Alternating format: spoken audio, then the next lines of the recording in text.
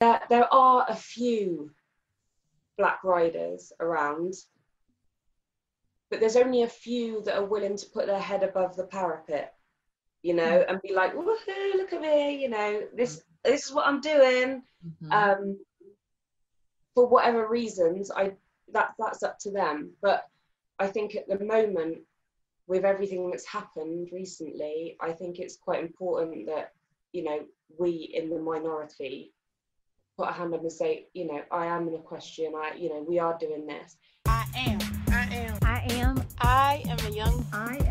I'm a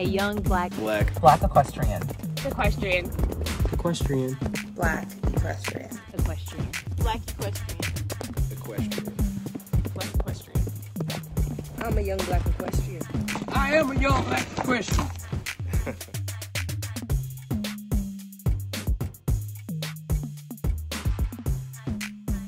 Jara Brown says the Young Black Equestrians podcast is so inspirational, not only for young people, but to a middle-aged woman like me. These two women are hard workers who had a dream and have made it into a reality. I'm so excited to follow their journey and those of the youngsters whose lives they will certainly impact. Dream big and reach for the stars. Thank you so much, Jara. Hey everybody, and welcome to another episode of Young Black Equestrians with your hosts, Aubriana Johnson and Caitlin Gooch. We have with us today another Young Black Equestrian from across the pond, Ashleigh. Hey, how are you doing? Welcome to the show. Hey. All right, well, we have been starting off our episodes with sharing something that we are thankful for. So, Ashleigh, do you want to start and share something you're thankful for today? I am thankful for this experience, getting to meet you guys, and, you know, just my health and all the rest of it. That's a good one, I guess. Very good things to be thankful for. Oh, thank you. I know. What about you, Caitlin? I'm thankful for this plant. It started off as 2 leaves, and it has a root now, and it's longer, so I'm happy. My loctician, she let me cut it off of one of her plants, and I've always wanted one like this, so I'm excited. That's cool. We're gonna have to do like a whole side thing on how you can just regrow plants from clippings of other plants, like right, magical. Okay. All right. Today I am thankful for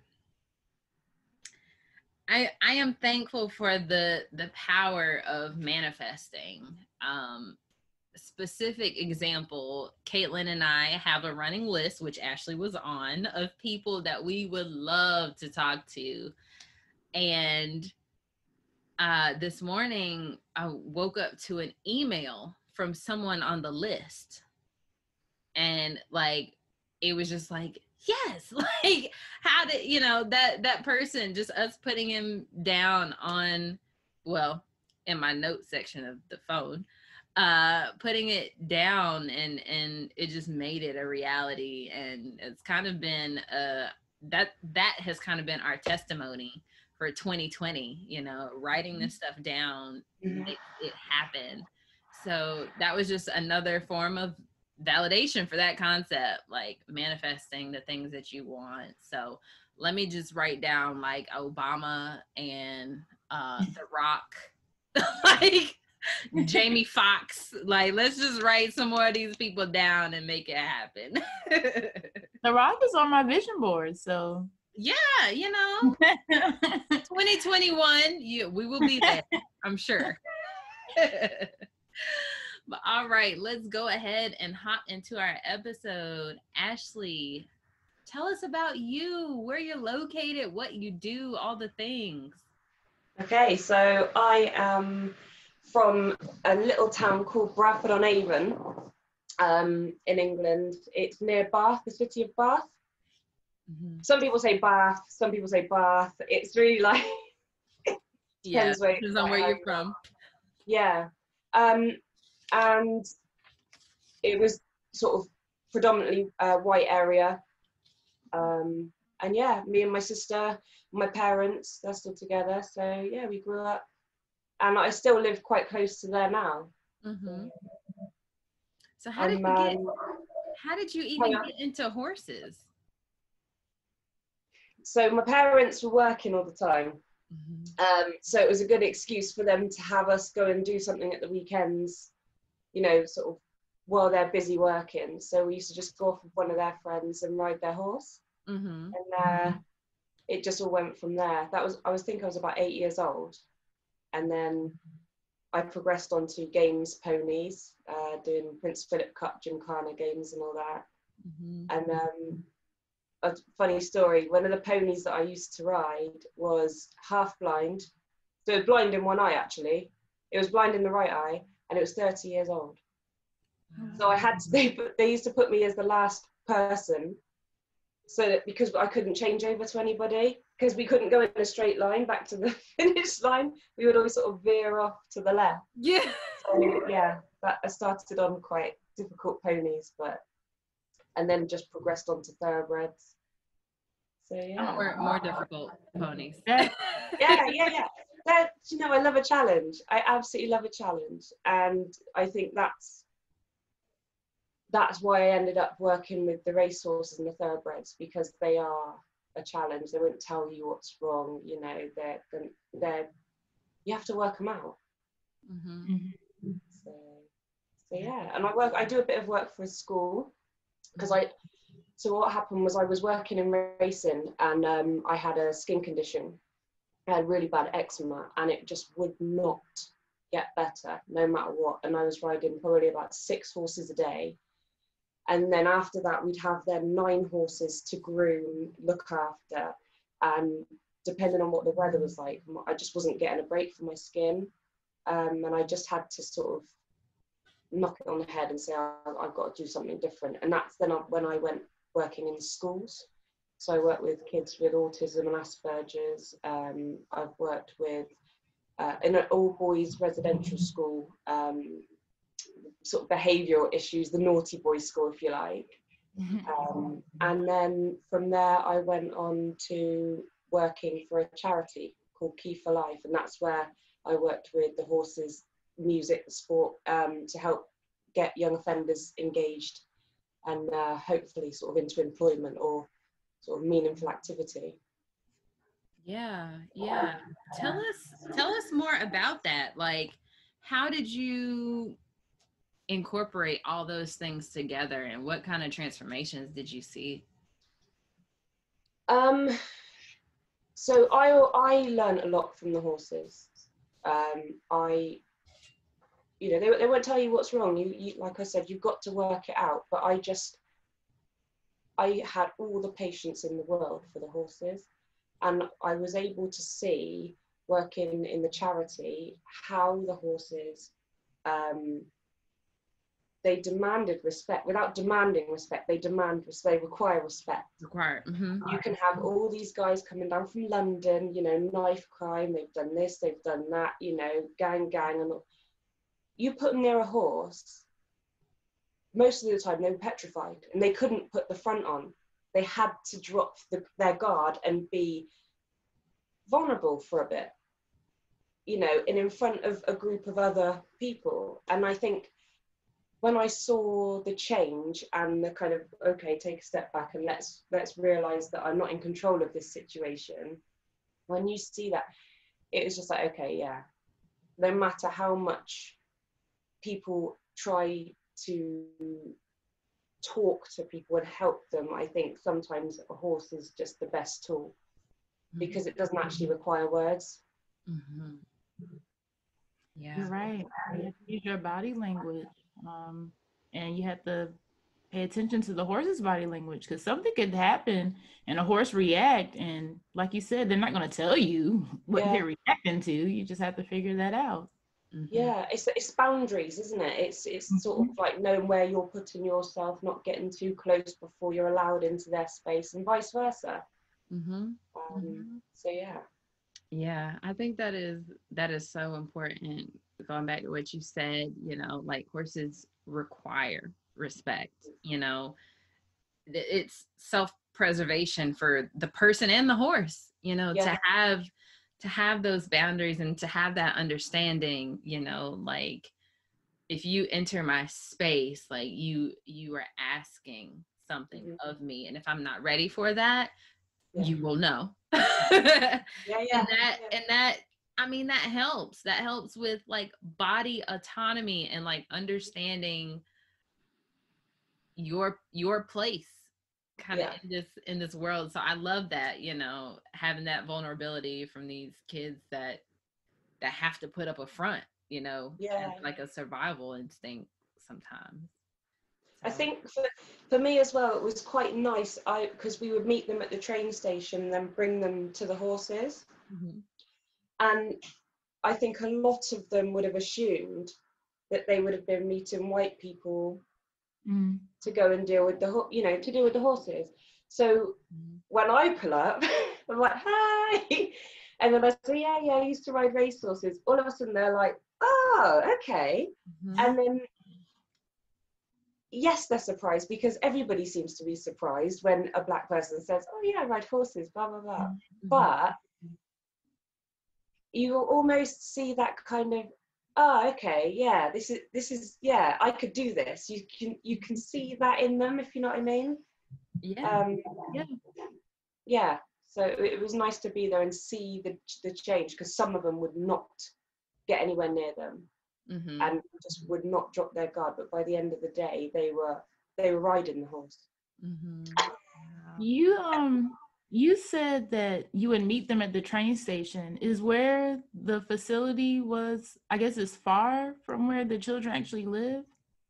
These were men between the ages of 18 and 30. When I worked in the charity, and they'd come down from London, they'd come down from Bristol, all over the place. We had different programs. So the train station was probably about 20 minutes away from where we were, near Glastonbury, actually. So you've heard of Glastonbury Festival? So it's, you never heard of Glastonbury Festival? No. You have to Google it now. Okay, I'm gonna write that down. Do you know how to spell it? Because I don't. Glastonbury. If you get it near enough, it will take you straight there. There's a real festival like Glastonbury. Not that I've been there though, I must say.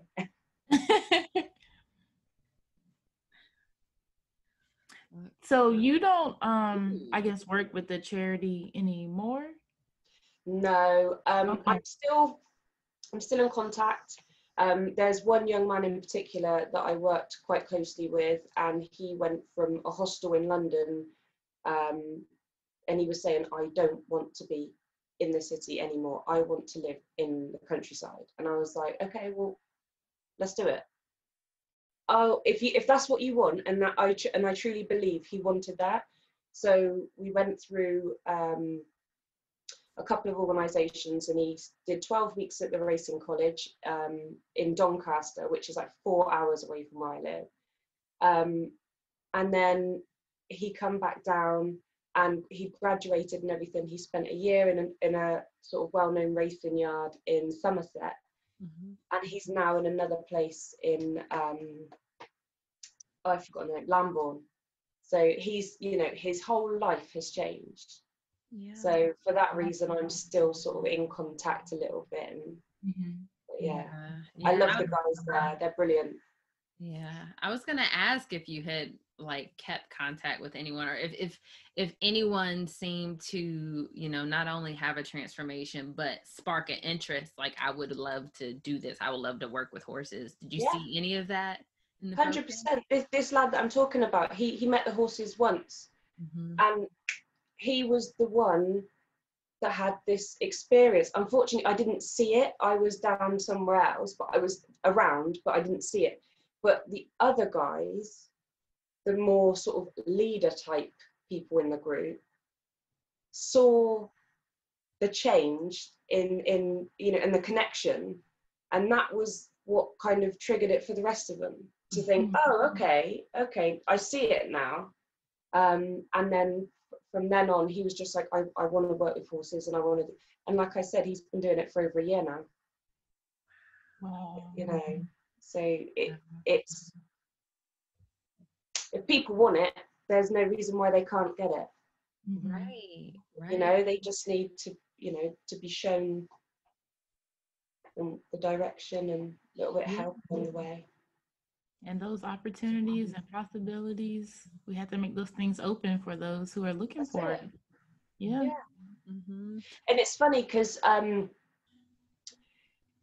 it was mentioned earlier about manifestations, and probably about 5 or 6 weeks ago, I was sort of sat in my house thinking, I wish there was a horse I could ride. The owner didn't want to ride it, just I could come in and I could do what I want with it and all the rest of it, and just have this horse, and I didn't have the costs involved. Mm-hmm. And I was like, I know that if I put things like this out there, they will come to me. I know it, and I have faith. And by the end of that week, I had a phone call saying, can you come and bring this horse into work? I don't want it to be a racehorse.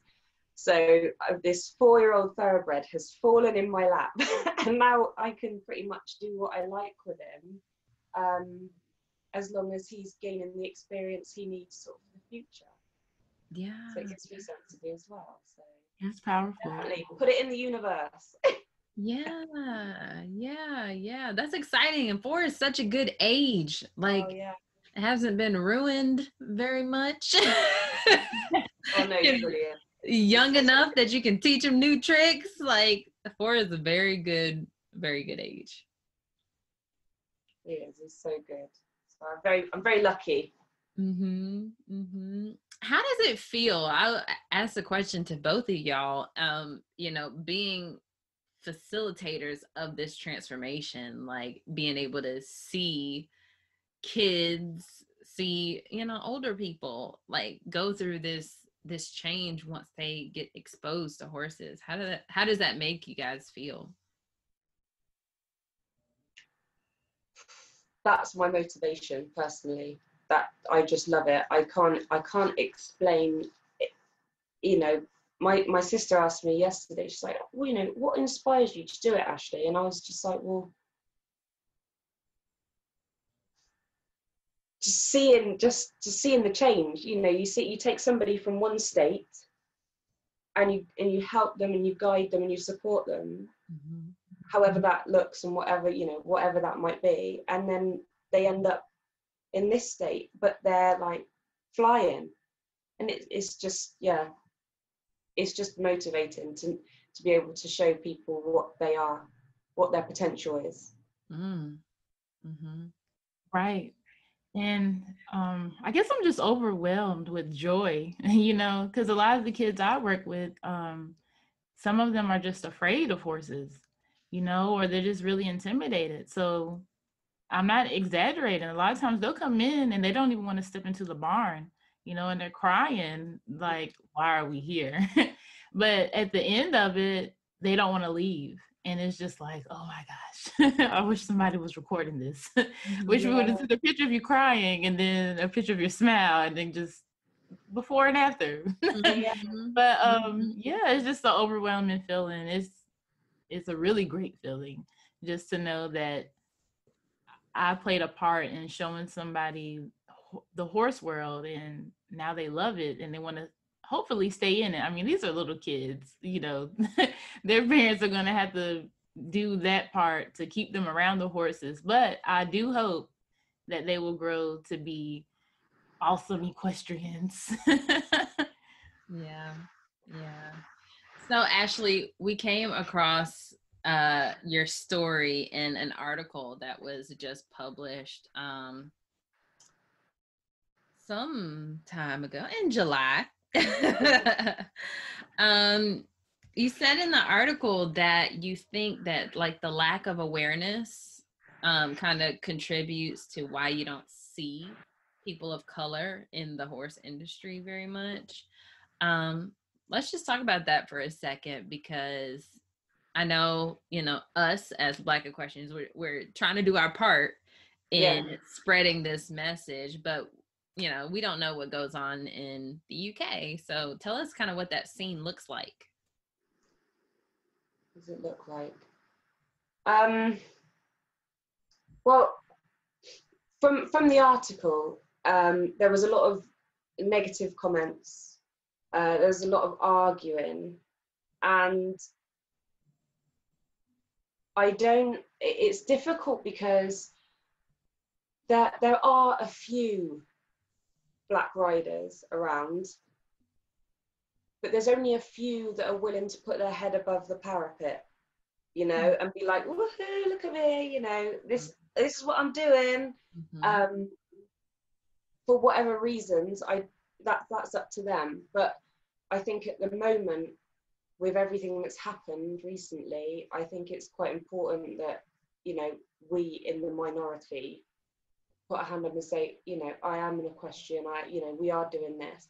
It doesn't have to be, I think a lot of people think that it's all competition as well, and it's not. It could be working in a stables, it could be working on the yard, it doesn't have to be all, you know, all about competition and what level. Preach. But, you know, when you're talking about the kids, I personally think with the whole coronavirus and everything that's happened, when the kids go back to school, some of them will have been in really abusive situations, and those kids might not be statemented, they might not have any diagnosis, they might be completely flying under the radar. So horses would be a really good way, I think, to bring into the schools to help the kids with their self-esteem, emotional resilience, all that kind of stuff, but also just to be in the present. With a horse, you're in the present, you're not thinking about what's going on at home, what's happening later on. You can't be. If you're around them, you have to be with them in that moment, and I think that this would really help some of the kids going back into schools. Right. And I think by doing that, you're creating an all-inclusive opportunity for kids to be around horses. Those that want to, great, let's take that further and see what that looks like. That might be the incentive that some of the kids with ADHD, you know, behavioural issues, that might be the incentive and the thing that they need to help them focus in, you know, and doing some of their, you know, lessons or whatever it is. But like I said, it's not for everybody, but I think definitely for some children that would really work. Yeah, because it's just a lot of arguments at the moment, and it's just like, let's not argue about it, let's do something for everybody, and that way it brings everybody up. There's not a lot of black people role models, so let's not just try and chuck some in, you know, and give them a free ride when no one's asking for that. Let's start from the ground up and bring everybody up together, and then everybody gets an opportunity and a choice. My head is gonna roll off. I know. I'm just like, yes, yes. This is the same stuff we've been saying this whole time. Oh my goodness. Yes, especially the part where it's not just people competing, you know, as far as piece of it. That's such a small amount. There's so many more people that have horses that ride leisurely than there are that are in the show ring of some sort. So I'm not competitive. Right. I'm not competitive. I'd like to be, maybe, but I'm not now. Yeah, yeah. And it's like everybody is like sort of putting emphasis on people that are competing, when I would just like to see more Black people owning horses. Like, that's it. Caring for them, patronizing veterinarians, patronizing trainers, patronizing, you know, everybody can patronize these places and support these businesses, and they don't have to compete at all. You know, so we're missing out on that I mean, it's not small, it's quite a large group of people, you know, by just focusing on why aren't there Black people showing. Like, no, that's not my question. Like, if you can get more Black people into horse ownership and horse husbandry, they will feel more comfortable to show. Yeah. So, like you said, start from the bottom, you know, just get more representation all around, and then you'll start seeing the results of that once people become more comfortable. Yeah. You should make a diagram, like, of a cycle of how this could work. Yeah. And I'm not very good at drawing. the other Leave thing, that to you. the other thing you said, oh my gosh, I just I want to go back to what she was saying about how this would help kids who may have been in those, I guess, negative environments. A lot of parents will reach out to me for horseback riding lessons or horsemanship because they want to build their children's confidence. Yeah. And these are, you know, it's kids of color, and they're like, they're going through this phase, they're entering teenage years, and they don't want their children to fall into that dark pit of social media. And this is what you should look like when you're this age, and this is what you should be doing, or these are the things that you should care about. But it's nothing that would help them positively, you know, like it's all negative stuff, and it's not things that kids should be doing. So parents will reach out and say, hey, I just want her or his confidence to be boosted, or my child is suffering from anxiety, or they have depression and nothing else is working. And it's just amazing. Like, these parents don't have any background with horses at all. They're just like, I think horses would help. But you get you know, there are some people that are just not good in social situations, and they just love animals. So, you know, whether it be horses or whether it be any other animal, there's plenty of jobs out there for people that aren't very social, that would, you know, quite happily fit in just doing quiet things with animals and not having to interact too much. Yeah. Yeah. I saw a post yesterday. This girl that I know works with horses in Philadelphia.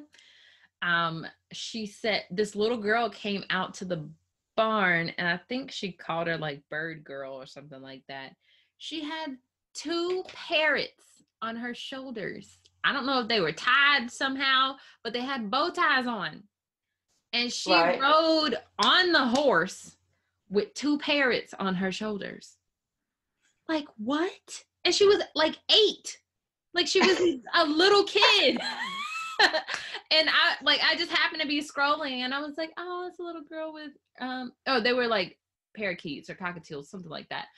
You know, with these little birds. And then I saw her on the horse, and I was like, wait, what? This little girl. And then I'm like, her parents have got to be super cool, because not only did you let your kid have birds that have bow ties, but you let her go to riding lessons. Like, the birds are out in the open, like they weren't flying away. I don't know if their wings were clipped or whatever, but then she was on a horse with the 2 birds. Are they real? Yeah, they were. They were real. Purpose? Like, I don't know. I think that's they what were, I'm thinking in my mind. I think they were just pets. Like, the girl who posted them, she had a picture and she was holding one of them. Oh my God. She was like, I got to play with them. But I'm like, are these like therapy birds? Like, do they help this girl feel, you know, calm or feel good? Like, I didn't like research a lot into it, but I was like, look at this little girl with these birds with bow ties. Like, blew my mind. So, like you said, Caitlin, I mean, you know, parents know their kids, and if nothing else is working, why not try horses? Yeah. You know, you get, you know, when kids are doing things they enjoy, or people, for instance, they find it easier to talk. And quite often you find a lot of disclosures happen, you know, when a child's brushing the horse, or, you know, any kind of activity around animals and stables, whatever. Even drawing, things like that, you know, when they're just able to just be in the moment and do what they're doing, you get quite a lot. They feel a bit more relaxed and able to open up about things. So what vision do you have for the future? What do you kind of plan on doing? I know you got your 4-year-old project, but what does the future look like for Ashleigh? When I was at school, I always wanted to work with young offenders. my eczema sent me off into schools, and I started, I ended up working with ex-offenders. Now, what does my vision look like? This is a tough one, because I don't know, because I say yes to, within reason, I just say yes. If I don't know how to do something, I just say, yeah, go on, and then think, oh my God, how do I do this? Same. Even this Zoom stuff, I was sweating, Yeah, Zoom meeting. Oh my God, what am I doing? But, I don't actually know. I'd love to do so much. When I worked, years ago, they used to have brat camp on like our UK TV, and it was some of our kids from England would get shipped off to Arizona in the desert or on a ranch or something, and they would have to change their behavior. And I always felt like, oh, I'd love to go to somewhere like that and see how they do it. Mm-hmm. So, in the future, it'd be amazing to be able to go to America or Canada and see how other people do it. Mm-hmm. But I just enjoy helping people to change their lives using horses. I really enjoy it. They've changed my life, so. Mm-hmm. Mm-hmm. So, yeah. Well, I think whatever else happens. Yeah, I agree. I think that would be fun, like some kind of boot camp. Get out here and muck these stalls. So to clarify, you mean Arizona, like over here where we are? Yeah. I'm like, dang, what they got going on in Arizona? I'm almost certain it was Arizona. Yeah, that's the desert. Yeah. Mm-hmm. Yeah, y'all go out on like a dude ranch or something, have to corral the cows and all that. Yeah, all that stuff. That teaches character. Yeah. All y'all have to do is threaten me to send me across. Right. You actually don't have to send me anywhere. Just tell me. No. Like, I won't have horses anymore, and I'll straighten up just like that. But yeah, I think that's a good vision. And I mean, we could have a TV show around it also. Oh yeah, well, that'd be all right. What was the show? Beyond Scared Straight? Yeah, that would be cool though. I'll tell you what would be cool. Just putting it out there. I was thinking the other day about, could you imagine if I'd love to be able to go to different places and do the different disciplines with horses. Yes. Yes. So we should just do that now. Okay. Right. I swear, I was in the car, I was just thinking about it the other day, and I was just like, oh, I'd love to be able to would that be hilarious if I just had to go somewhere and, I don't know anything about the Icelandic horses, for instance. I know nothing, but it'd be interesting to go and do something with them. Oh. I wrote it down. It's going to happen. Play polo or, right. Driving. I did catch that on film and just watch us fail or succeed. Right. There's no failure. We're learning. Yes, I am all about that, because I am in this place where like I have my horses and whatnot, but I don't know what I want to do next. What I thought I wanted to do next is kind of fell by the wayside, because it's really not that interesting. It's not that much different than what I already do. So I'm like, what next? And Caitlin's getting into mounted archery, and I'm just like, can I just do everything for 2 weeks and just see what it's like? Yeah. That's it. That would be an amazing TV show. It would be. So if you're interested in producing that for us and you are watching this video, feel free to contact us. Yeah. I'm Black Equestrians. Yes, but Ashleigh has to come with us, because we're gonna go to the UK. We're gonna go get her, and then we're gonna travel, and then we're gonna come back. I mean, I'm happy to be a mascot. Yeah. This is gonna be a lot of Yeah, I'm so excited. We'll make it happen. It's already written down. You know, right. we will manifest this into amazing things. I'm so excited. Me too. It'll probably happen before this episode even airs. They're like, hey, I want to do a show. Like, yeah, listen, my daughter's 17. And what? So yeah. Yeah. You look 17, okay? I was 17. Right. I was 17 when I had her. Yeah, I was 17. So I sort of went from being a child to a parent. You know, I didn't really do much in between. I just went from that to that. So now I don't have to worry about childcare. It's just like, okay, what could possibly be next? You know, what's going on? So yeah, you should do another episode. I'm not necessarily, you know, as restricted with childcare as I was. So yeah. Is she in a horse? Not really, no. But she enjoys coming with me, and she enjoys brushing the horse. But she would ride, but she's just never taken it on. I mean, to be honest with you, I didn't really push for it. Because I feel like if a child is interested in horses, they will have that about them and they will want to go and do it. I am not about to push it and say, come on, you're coming to the stables, you know, if that's not for you, then that's not for you. And I get that. So yeah, I'm the same way. Yeah. It's you know, because you can have good riders, don't get me wrong, but everything has been taught and it's not natural. Do you know what I mean? So it, you know, if she was going to be into horses, I'd want it to be like naturally, and I'd want her to naturally want to get on and naturally want to canter and gallop and jump and all the rest of it. Yeah. So yeah, she can stay over there and I'll do it all. I don't blame you one bit. People will ask me that about my daughters. I'm just like, I mean, they like them sometimes, but I'm not pressed for it, you know? No. Everybody has to have their own thing.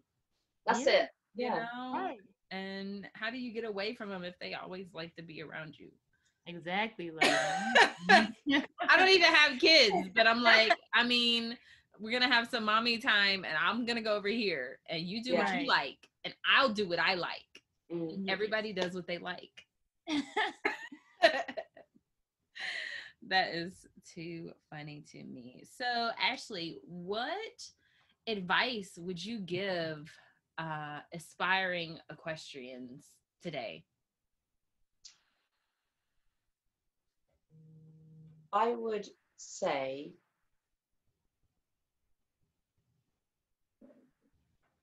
don't worry about what anybody else has to say.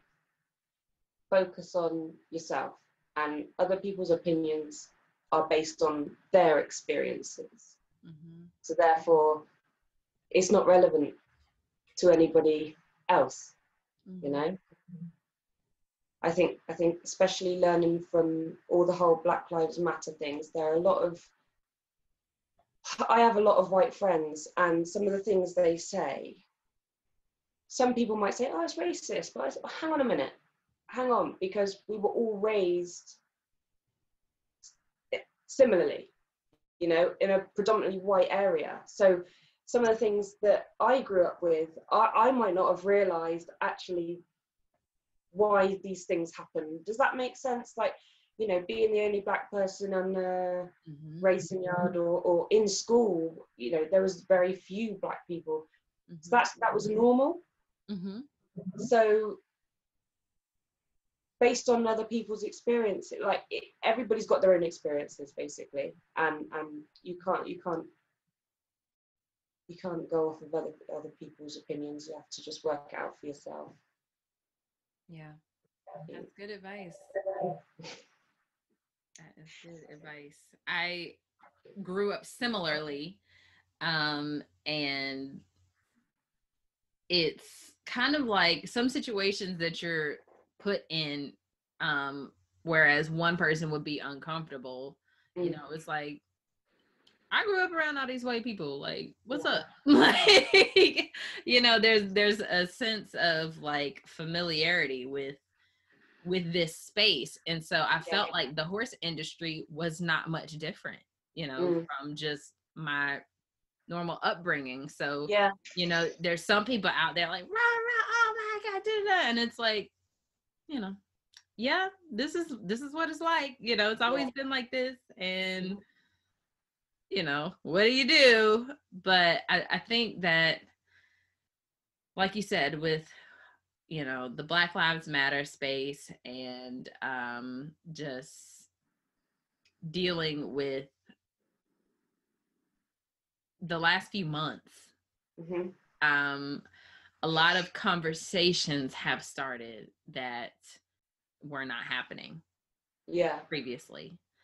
So I think I was just talking to a lady, and we were just talking about how coronavirus, like, it sucks, like, it, you know, it's a horrible thing, but some of the good that has come out of just us having to stop and shut down and sit in our house, and the only thing we have are these typey fingers, you know, looking at the internet, and how this has allowed us to connect with people, because we're humans. We crave that connection, and we can't have it physically. So we've doing it virtually, and how we probably wouldn't have even known of all these Black horse people if this had not happened. It's a blessing in disguise. Yeah, it really is. Like, and I'm part of the rural,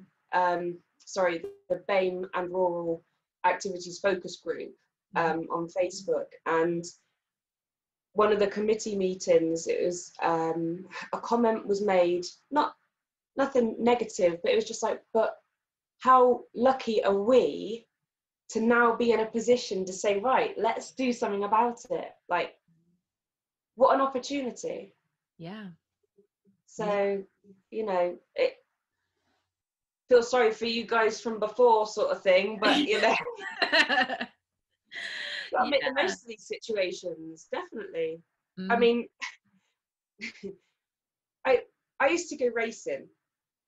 I was always the only Black person in the paddock, right? So we went to Aintree for the Grand National. I had sunglasses on, I had a fascinator on, I had like red hair. I thought, I'm standing out. If I don't stand out already, I'm standing out. I loved it. Yeah. I really enjoyed it, actually. I embraced being in the minority when I was in racing. Didn't bother me at all. But I'd definitely like to see more people in the sport included, and making sure they know that actually it is a sport for them. They can get involved. You know, it's not all about money. I didn't really realize, I guess, that I was a minority until I guess my college adult life, sort of, as far as the horse industry, because I grew up around Black cowboys and cowgirls, Black equestrians. And my family is extremely huge. Like, my family is large. And I've just only been around that. And I only noticed it when people pointed it out, you know, like, that's a white people thing. Okay, well, I don't see a bunch of white people doing it. I see my people doing it. So my experience is totally different. But now I'm like, well, dang, when I was younger, I wish I did have a book. You know, the books that I have now that have Black equestrians in them. I wish I did see, I guess, more. Tractor Supply was like the only store I ever went to that had horse stuff. But we just went in there to get horse feed and we left. I didn't look through the magazines and stuff like that because I already lived in it. But I'm happy to play a role in that representation now. Yeah. But even then, like, we're a minority within a minority. We are in the horse community, but we are Black people that grew up around other Black people riding horses. Yeah. So I was just talking about this with a lady earlier. Like, we have something that other Black equestrians have not experienced yet. You know, so they feel like a minority in their space, but we're like, hey, here's like hundreds of other Black horse people out here. Like, you want to come? And they're like, mind blown. Yeah. You know?